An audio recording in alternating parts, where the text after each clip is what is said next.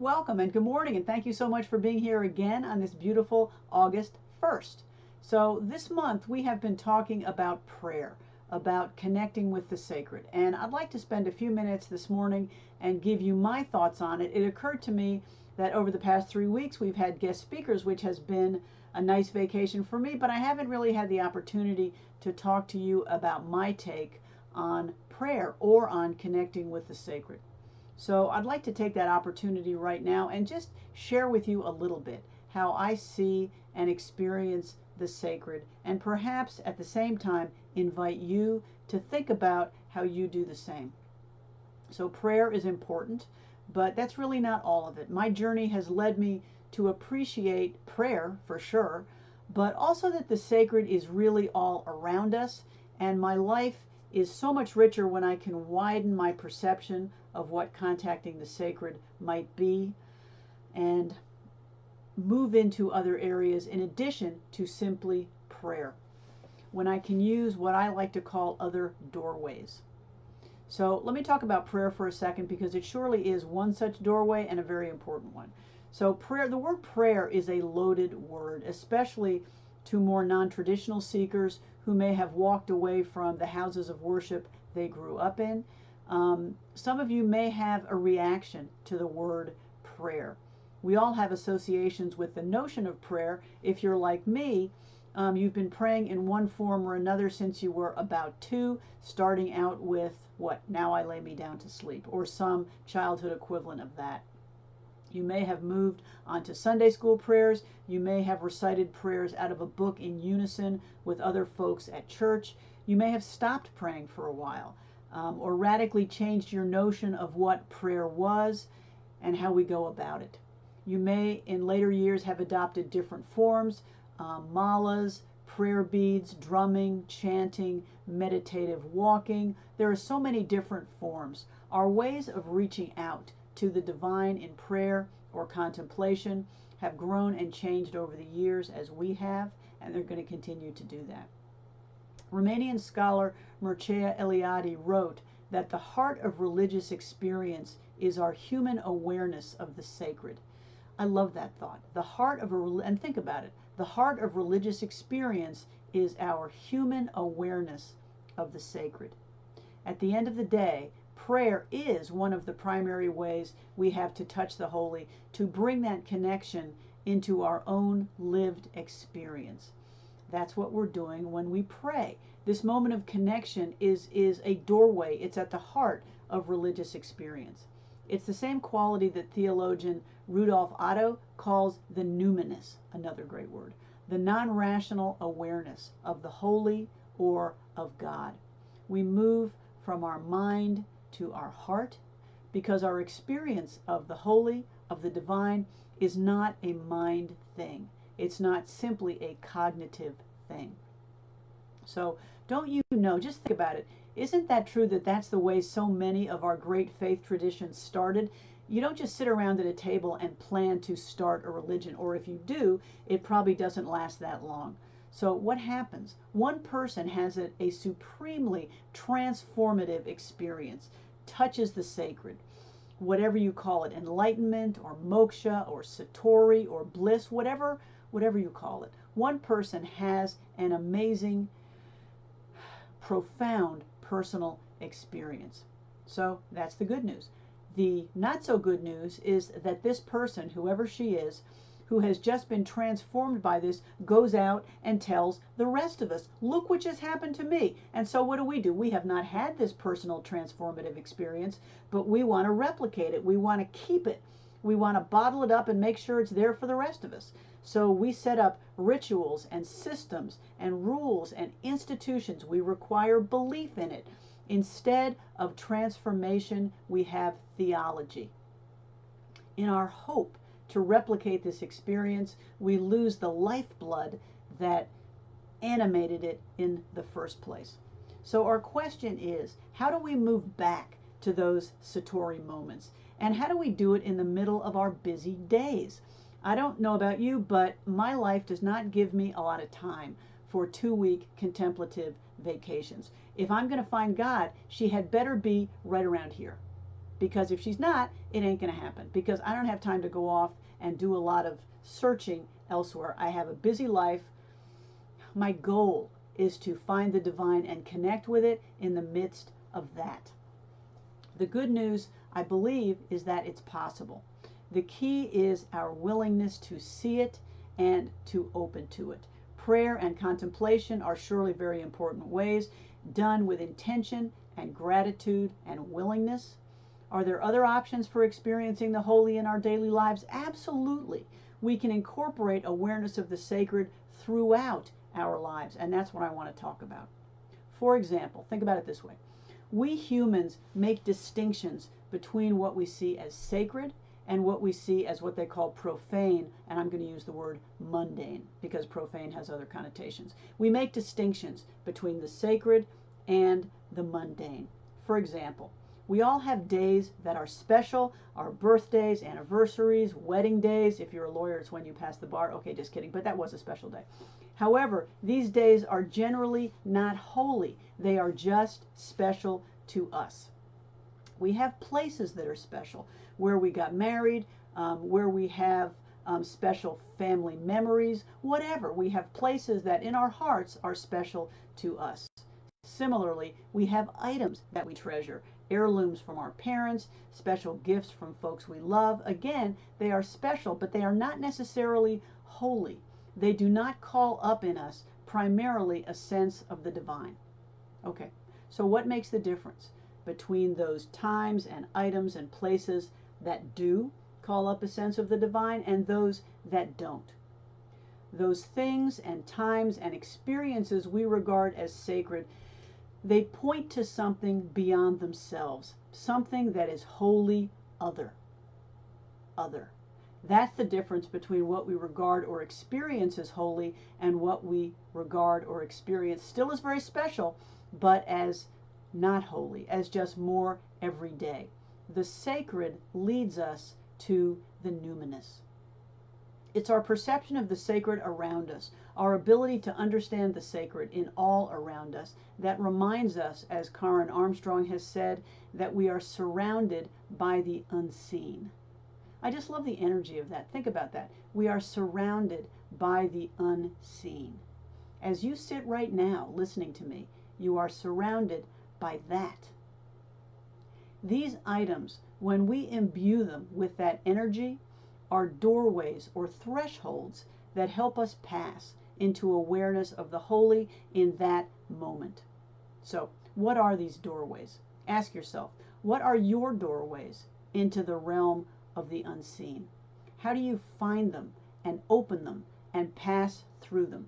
Every time we can do that, we are reminded that we are not humans looking for a spiritual experience, but we are spiritual beings growing through this human one. Not only having a human one, but growing through this human one and because of this human one. All aspects of this human experience help us move deeper into our own awakening. Henry Nouwen once said, "The spiritual life does not remove us from the world, but leads us deeper into it. At the same time, our human life in this world leads us deeper into our spiritual journey." Eliade also suggested that there are two ways that we generally experience the holy. Okay, there is not a test on this, but I thought this was interesting, so I thought I'd share it with you. He called these theophanies, or experiences of God, and hierophanies, or experiences of the sacred. Let's think of theophanies, or experiences of God. We have all heard of examples of these in the Christian tradition. Think of Saul on the road to Damascus. In the Jewish tradition, think of Moses as he approached the burning bush to hear the voice of God summoning him to free the Hebrew people from slavery. Think of Abram, before he was Abraham, Abram, as he heard God tell him he would send him to a land yet unknown and establish a great nation. Jeremiah, as God touched his lips and told him that he would be a prophet to the Hebrew people. Muslims might think of the Prophet Muhammad, his visitation from Allah's messenger, the Archangel Gabriel, who stood before him on the night of power and 3 times commanded him to recite, or Iqra. And over the next 23 years, the Holy Quran was the result. So these incidents are described as theophanies, or experiences of God or God's messenger. Okay, now we read about them in Scripture, and we don't expect them necessarily to happen to us, say, this week.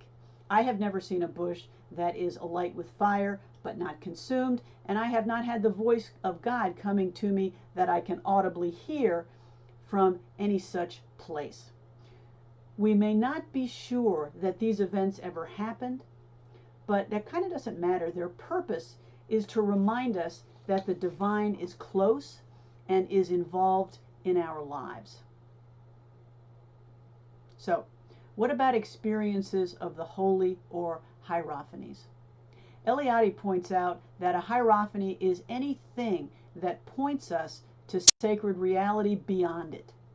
Think about that for a second. It's anything that points us to the sacred reality beyond that item. In some native traditions, elements of nature are hierophanies. We don't worship that tree or that stone, but the sacred essence within it, the sacredness of it. And as it. It's still a tree, it's still a stone, but it's also so much more than that. Finding the sacred within nature helps us to live every moment within the sacred. If you think about it, all of creation is hierophany. Doesn't that change the energy as you walk outside? All of creation is an experience of the holy. These doorways lead us to direct experiences of the holy, not simply information about it. Two doors, God and about God. These hierophanies lead us straight through the door that says God, straight to direct experience. As William James wrote in his classic Varieties of Religious Experience, knowledge about a thing is not the thing itself. The map is not the journey.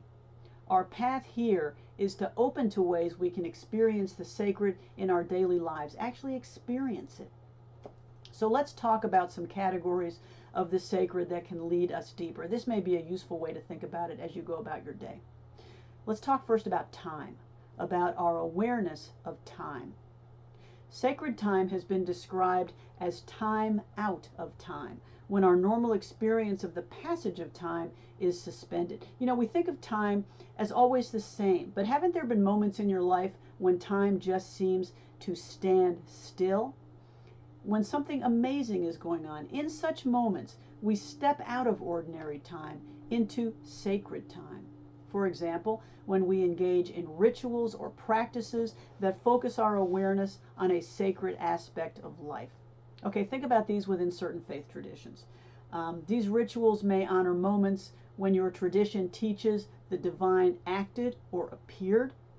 When we remember or reenact those events, we enter that timeless space. Let me give you an example.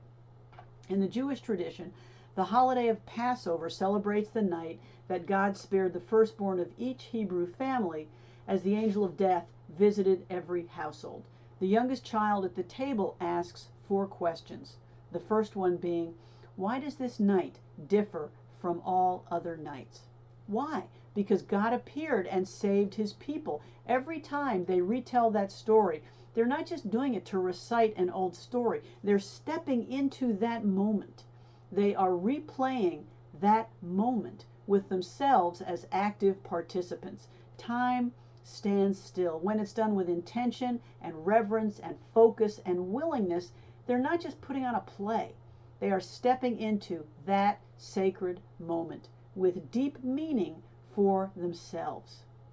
Sacred time gives us an opportunity to join ourselves to what has gone before.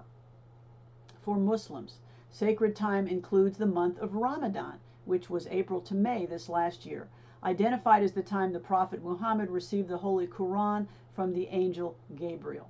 The way Muslims celebrate this sacred time, it illustrates an important point.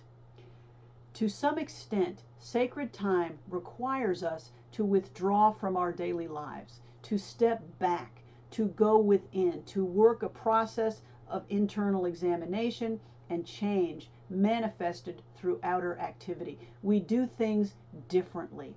Every year in the month of Ramadan, Observant Muslims fast from dawn until sundown. The focus is on prayer and reflection. Think about our practices here at One World. If you have participated in a burning bowl or a white stone ceremony, think about the energy and the focus and the intention that occurs during those moments. It is that creates these as sacred moments for each one of us individually. We're not just burning paper or writing on stones. It is our awareness of this as a different practice, as a meaningful ritual that brings that sacred meaning and aspect to it. For many, sacred time is of their own making. What do we do in our lives to create such time? What do you do in your life to create such sacred time? To give yourself the freedom to simply be and rest and renew. One way I like to think about these is to think, and I'm not the first to do this, is to think about them as Sabbath moments. To be free from the to-do lists, from the constant distractions that dictate our lives. One of the best descriptions of Sabbath moments was from Barbara Brown Taylor's book, Leaving Church. It's a fabulous book. I recommend it highly. She first described, she was a busy minister in an Episcopal church, so she first describes all the reasons she would give herself for working every day of the week, for being busy, for being overcommitted, for always having to say yes to everything. People need me. What would happen if I wasn't there? Who else would do this? This has to get done. Who else is going to do, fill in the blank, whatever. She then wrote, while remembering that the Sabbath really does involve a radical shift of priorities, these were all lies. Every excuse she gave herself was a lie. Observant Jews have kept the Sabbath holy for millennia, even those caring for half a dozen children and elderly parents whose needs do not stop when the sun goes down.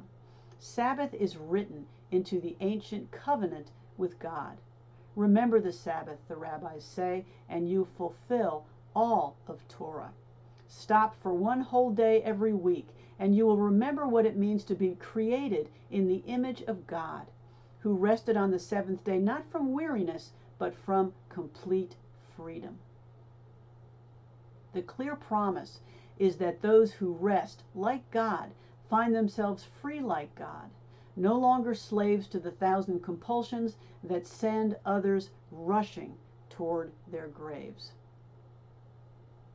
These Sabbath moments are to rest, to renew, to reconnect with the holy, to be with creation and yourself, and realize that you are one and really not do anything else. That is the possibility of sacred time. So let's think about sacred place. Sacred place. This is a category of the sacred in all faith traditions. Think about this for yourself. What places in your life have special meaning, and how does being there change you or settle you or renew you? For me, this room in which I'm taping does that. It's my little office. It's 6 foot by 6 foot. It is tiny, but it is a place of peace and rest, and it's where I go to sit and be still. It's got my altar in it. It's a different place for me. It's where I go to pray and connect. This is sacred space that I created, and it has special meaning. It draws me in. It reminds me to take these moments and connect with the sacred and with myself.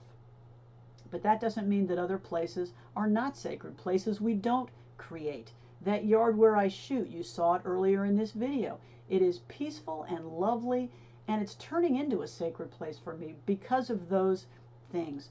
My sister Tori right now is in Alaska, and she's sending back all these beautiful pictures of her and a friend of hers standing in front of amazing glaciers, amazing mountains, amazing scenery. You cannot look at that magnificence and not realize that she is surrounded by the sacred. For others, it may be their garden, their backyard. It may be whatever draws you, whatever reminds you to stop and look and say, I am surrounded by things unseen. We've all heard about places that are sacred in different faith traditions. If you had to identify the place that is most sacred to those in the Abrahamic faiths, it would be Jerusalem. For each of the Abrahamic faiths, something sacred happened there. Abraham, Isaac, Jesus walked there. Muhammad walked there, went up to heaven from there. Events took place there that we commemorate and which form the foundation of our religious traditions if we follow one of the Abrahamic faiths. By being in that location, folks who travel there and who arrive with intention and willingness and reverence somehow form a greater connection with these moments, these people who have gone before. Their transformation resonates and speaks to us. We each have sacred places. In your life, in your day, ask yourself, what sacred places do you have? What sacred places can you create to help you build a place of rest and renewal? Then we can consider sacred objects. So what are some examples here? Again, these are items invested with the sacred because of some connection they have had with what we hold sacred. These may be items you place on an altar at home, beads you hold as you pray, a stone you carry in your pocket. The meaning is given by you. It is a doorway for you to walk through into awareness of the sacred. These are items that we invest with meaning. Let's talk for a second about sacred practices. We've talked about prayer. That's what we were talking about this month. Here are some other practices. In the Buddhist tradition, there is a practice called gathas, popularized by Vietnamese monk Thich Nhat Hanh. He calls them mindfulness verses. They are short verses that you say mentally in timing with your breath as you begin any activity. Here's one he gives us on waking up. What do you do when you wake up? Most of us just wake up, get out of bed, start the day, grab a cup of coffee, put the dog out, whatever. Imagine your morning starting like this. Saying to yourself before you even get up, waking up this morning, I smile. 24 brand new hours are before me. I vow to live fully in each moment and to look at all beings with the eyes of compassion. That changes the energy of getting up in the morning, of beginning your day. Okay, what's something else we do all the time? We talk on the telephone. It happens all the time. At Plum Village, his retreat in France, I read, at least I haven't been to Plum Village, but I read that before the phone is answered, he has every person who answers the phone stop, breathe 3 times, and smile. That changes the energy. But here is a gatha that he gives us on talking on the telephone. Words can travel thousands of miles. May my words create mutual understanding and love. May they be as beautiful as gems, as lovely as flowers. I don't know about you, but I've had a lot of phone conversations that could have been vastly improved if I had said that to myself. These gathas, whatever they are, anchor you in the moment, and they remind us of our true nature. Author Zakiya Murray gives us another good example. Let's say you are walking into your garden. You can just walk in, say, wow, this looks nice. Or you can enter your garden mindfully and repeat to yourself, entering the garden, I see my true nature.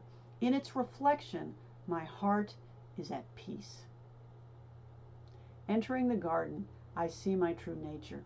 In its reflection, my heart is at peace. These are wonderful affirmative things that we can do to help us continually pass through those doorways. Before you eat, as you look at your plate, this food is the gift of the whole universe, the earth, the sky, and much hard work. We accept this food to realize the path of understanding and love. That changes the energy of accepting and appreciating food which is the result of so many hands and so much work and love and dedication before it gets to you. Simply performing these practices in and of themselves doesn't bring us any that much closer to the divine. Done with awareness and intention and willingness and love, they cultivate an approach to life that all is sacred, that we are included in this living web of all that is sacred. So, I invite you this week to consider the question, what are your doorways into the divine? Are there some in your life that you have forgotten? Are there others that you can create? These might be some good thoughts just to take away from this talk here today. Thank you so much for listening.